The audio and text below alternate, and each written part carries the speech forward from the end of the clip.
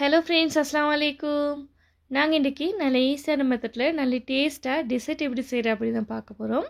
இது செய்கிறதுக்கு வெறும் மில்க் மட்டும் இருந்தாலே போதும், உங்களுக்கு நல்ல ஈஸியான மெத்தடில் செஞ்சுட்டு இது நல்ல டேஸ்ட்டாகவும் இருக்கும். வாங்க ஃப்ரெண்ட்ஸ், இப்போ இதை எப்படி செய்கிறேன்னு பார்ப்போம். பாருங்கள் ஃப்ரெண்ட்ஸ், வெறும் மில்க் மட்டும் வச்சே இதில் டபுள் லேயர் வரத்துக்கு நல்ல டேஸ்ட்டாகவே இதை செஞ்சு எடுத்திக்கிறேன். பாருங்கள், கீழக்கும் மில்க்கும் மேலுக்கும் கெரமல் ஃப்ளேவரும் தான் நான் இதில் எடுத்திக்கிறேன். இந்த கெரமலும் நல்ல டேஸ்ட்டாக கசப்பு இல்லாமக்கி சரியான பதத்துக்கு எப்படி செய்கிற அப்படின்ட்டு உங்களுக்கு இந்த ரெசிப்பியில் காட்டிக்கிறேன். ஃபஸ்ட்டில் நாங்கள் ஜெலட்டினை கரைச்சி எடுக்கணும். அதுக்கு இதில் 2.5 டேபிள் ஸ்பூன் ஜெலட்டின் எட் பண்ணுறேன். இது சரியாக 20 கிராம் இருக்கும். இப்போ இதை எட் பண்ணிவிட்டு இதில் ஒரு 5 டேபிள் ஸ்பூன் சும்மா நார்மல் வாட்டர் தான் எட் பண்ணிவிட்டு இதை கட்டி இல்லாமல் கரைச்சி எடுக்கிறேன். ஜெலட்டின் ஹலால் ஜெலட்டின் பார்த்து வாங்கிக்கோங்க. இது ஹலால் ஜெலட்டின் தான்.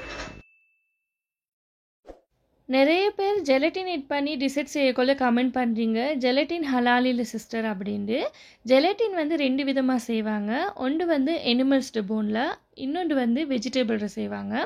வெஜிடபிள் செய்கிறது எங்களுக்கு ஹலால் தான். மற்றது எனிமல்ஸ்டு போனில் செய்கிறதுலேயும் பிக்டு போன்ஸில் செய்கிறது தான் எங்களுக்கு சாப்பிடக்கூடாது, ஹராம். மற்ற எனிமல்ஸ்டு போனில் செய்கிற ஜெலட்டின் எங்களுக்கு ஹலால் தான், சாப்பிட இயலும். பாருங்கள், இந்த ஜெலட்டினை இந்த மாதிரி கரைச்சி எடுத்ததும் இதை அப்படியே வேறையாக வச்சுட்டு இங்கால வேற ஒரு பவுலில் மில்க் 4 கப் எட் பண்ணுறேன். ஃப்ரெஷ் மில்க் தான் எட் பண்ணுறேன். இது சரியாக 1 லிட்டர் இருக்கும். உங்களுக்கு இந்த டெசர்ட்டை மில்க் மேட்டில் வேணும்னாலும் செய்யலும். நீங்கள் மில்க் மேட் எட் பண்ணுறதாலுமே சரியாக அந்த மில்க் மேட்டும் அந்த வாட்டர் சரியாக 1 லிட்டர் வாரத்துக்கு எடுத்துக்கோங்க. சுகர் மில்க் மேட் எட் பண்ணுறதுனால நீங்கள் கொஞ்சம் குறைவாக தான் எட் பண்ணணும். உங்களோட டேஸ்ட்டுக்கு மாதிரி எட் பண்ணிக்கோங்க. நான் இதில் சரியாக சுகர் 1 கப் எட் பண்ணிக்கிறேன். இது சரியாக 200 கிராம் இருக்கும். ஸ்டவை மீடியம் ஃப்ளேமில் வச்சுட்டு இந்த சுகர் கரையும் காட்டியும் இது கொஞ்சம் நல்ல மில்க் சூடாகையும் வரணும். இந்த மாதிரி நல்லா மிக்ஸ் பண்ணிக்கிட்டே இருங்க. இந்த மில்க் லைட்டாக சூடானதுக்கப்புறமா நாங்கள் இதில் ஜெலட்டின் எட் பண்ணணும். நீங்கள் இன்றைய தான் இந்த ரெசிபி ஃபஸ்ட் டைம் பார்க்குறீங்கனால் ப்ளீஸ் ஃப்ரெண்ட்ஸ், நீங்கள் சப்ஸ்கிரைப் பண்ணிட்டு சரிக்கிற பெல் ஐக்கானையும் ப்ரெஸ் பண்ணிவிடுங்க. அப்போ தான் நான் ஷேர் பண்ணுற எல்லா ரெசிபியும் உங்களுக்கு நோட்டிஃபிகேஷனில் ஃபஸ்ட்டில் காட்டும்.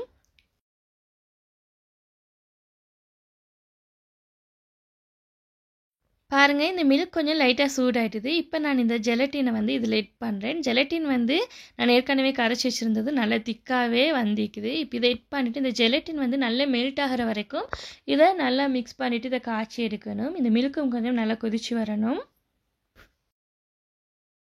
நான் இது மாதிரி நிறைய ஈஸியான மெத்தடில் டெசர்ட் எப்படி செய்கிற அப்படின்ட்டு போட்டிக்கிறேன். உங்களுக்கு அந்த ரெசிபியெல்லாம் பார்க்கணும் அப்படின்றால் டிஸ்கிரிப்ஷனில் லிங்க்கை கொடுக்குறேன், செக் பண்ணி பாருங்கள்.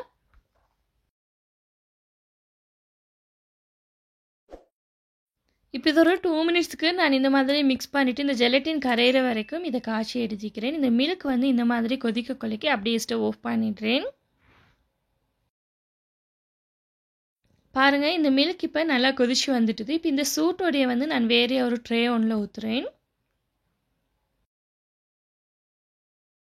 இந்த காய்ச்சி எடுத்துக்கிறேன். இந்த மில்க் எல்லாத்தையுமே நான் ட்ரேயில் ஊற்றலை. வேறே ஒரு 1.5 மில்க் வேறே எடுத்து வைக்கிறேன். அது கெரமல் செய்கிறதுக்காக வேண்டி எடுத்து வச்சுட்டு இதில் மற்ற பேலன்ஸ் ஆகிக்கிற எல்லா மில்க்கையும் இதில் ஊற்றிட்டு லாஸ்ட்டுக்கு வெனிலா எசன்ஸ் இந்த மாதிரி கொஞ்சமாக எட் பண்ணிவிட்டு இதை நல்லா மிக்ஸ் பண்ணி விட்டுட்டு இதை அப்படியே ஃப்ரீசரில் வைக்கிறேன். இது நல்லா திக்காகி வரதுக்கு. அதில் கெரமல் செய்கிறதுக்கு நான் இதில் 3 டேபிள் ஸ்பூன் சுகர் எட் பண்ணுறேன். நான் இன்றைக்கி ஃபுல்லாக ப்ரௌன் சுகர் தான் எட் பண்ணிக்கிறேன். உங்களுக்கு ஒயிட் சுகர் வேணும்னாலும் எட் பண்ணிடலாம். எட் பண்ணிட்டு இது இந்த மாதிரி கொஞ்சம் ஃப்ளெட்டான மாதிரி ஆக்கி வைங்க. சுகரு ஸ்டவ் மீடியம் ஃப்ளேமில் வைங்க. வச்சுட்டு இது நல்லா சூடாகி வரணும். இது நல்லா கோல்டன் ப்ரௌன் கலருக்கு வர கொலைக்கு இதில் நாங்கள் மில்க் எட் பண்ணணும். நான் ஏற்கனவே அந்த சுகரும் ஜெலட்டினும் எட் பண்ணி காய்ச்சி எடுத்த மில்கில் தான் 1.5 கப் மில்க் எடுத்து வச்சுருந்தேன். அந்த மில்க் நல்லா சூடாக இருக்க கொலைக்கு இது இந்த மாதிரி நல்ல ப்ரௌன் கலர் வந்ததுக்கப்புறமா நீங்கள் எட் பண்ணணும். நல்ல சூட்டோடு எட் பண்ண கொலைக்கு தான் இது கட்டிப்படாமைக்கு இந்த கெரமல் சரியாக வரும். நான் ஃபஸ்ட்டில் 1/2 கப் மில்க் எட் பண்ணிவிட்டு நல்லா கரைச்சி விட்டுட்டு அடுத்து 1 கப் மில்க் எட் பண்ணுறேன். உங்களுக்கு மில்க் ஆறுன மாதிரி இருந்துச்சுன்னா கொஞ்சம் லைட்டாக சூடாக்கிட்டு இதில் எட் பண்ணுங்கள். அப்போ தான் கட்டிப்படாது. மறுபடியும் சொல்கிறேன், நான் மில்க் வேறே எடுக்கலை. ஏற்கனவே அந்த ஜெல்லி எட் பண்ணி கரைச்சி வச்சுருந்த மில்க்கு தான் இதில் எட் பண்ணிவிட்டு கரைச்சி விட்டிருக்கிறேன். பாருங்கள், இந்த கெரமல்ட கலரும் நல்ல சரியான பதத்துக்கு வந்திக்குது. நீங்கள் இதை நல்ல கோல்டன் ப்ரௌன் கலருக்கு தான் எடுக்கணும். மிச்சம் டார்க் கலருக்கு ஆக்கிட்டேன்டாலும் இது கசப்பாகிடும். இந்த மில்க் ஃப்ரீசரில் வச்சுட்டு எடுத்திக்கிறேன். இது நல்லா சரியான பதத்துக்கு நல்லா திக்காகி செட் ஆகி வந்திக்குது. இது ஒரு 10 மினிட்ஸ் ஃப்ரீசரில் நீங்கள் வச்சாலுமே இது குயிக்காக நல்லா செட் ஆகி வந்துடும்.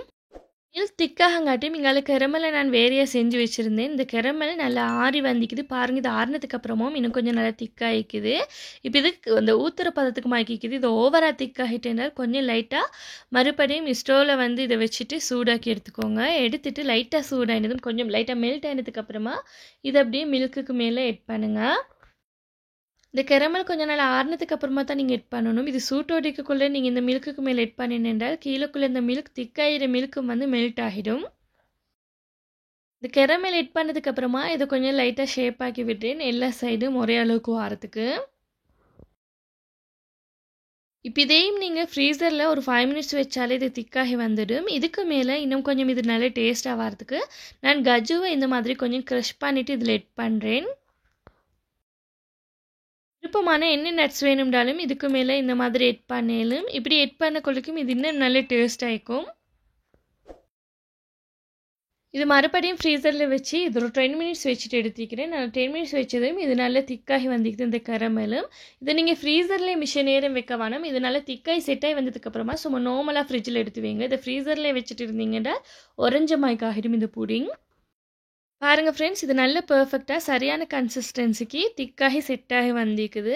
நீங்கள் இந்த ஜெலட்டின் அளவுமே 1 லிட்டருக்கு நான் எட் பண்ணிக்கிற அளவே எட் பண்ணி செஞ்சு பாருங்கள். நல்ல பர்ஃபெக்டாக வரும். டேஸ்ட்டுமே வேறு லெவலாக இருந்துச்சு. கீழக்கும் வெனிலா எசன்ஸ் செட் பண்ணி செஞ்சு சுட்டி வெனிலா ஃப்ளேவரும் மேலுக்கு வந்து கெரமல் ஃப்ளேவரும் கூடவே அந்த நட்ஸ் எல்லாம் கடிப்படக்குள்ள இந்த புடிங்கோட டேஸ்ட் வந்து வேறு லெவலாக இருந்துச்சு. நீங்களும் ட்ரை பண்ணி பாருங்கள் ஃப்ரெண்ட்ஸ், நல்ல பர்ஃபெக்டாக வரும். ஏற்கனவே இது மாதிரி நிறைய டிசர்ட் ரெசிபி போட்டிக்கிறேன். உங்களுக்கு அந்த ரெசிபி வேணும்னாலும் மேலுக்கு லிங்க் கொடுத்திக்கிறேன், செக் பண்ணி பாருங்கள். டிஸ்கிரிப்ஷன்லேயும் லிங்க் கொடுக்குறேன். உங்களுக்கு இந்த ரெசிபி பிடிச்சிருந்தால் ப்ளீஸ் ஃப்ரெண்ட்ஸ் லைக் பண்ணுங்கள், ஷேர் பண்ணுங்கள், கமெண்ட் பண்ணுங்கள். மறக்காமல் சப்ஸ்கிரைப் பண்ணி சொல்லிக்கிற பெல் ஐக்கானை ப்ரெஸ் பண்ணிவிடுங்க. தேங்க்ஸ் ஃபார் வாட்சிங்.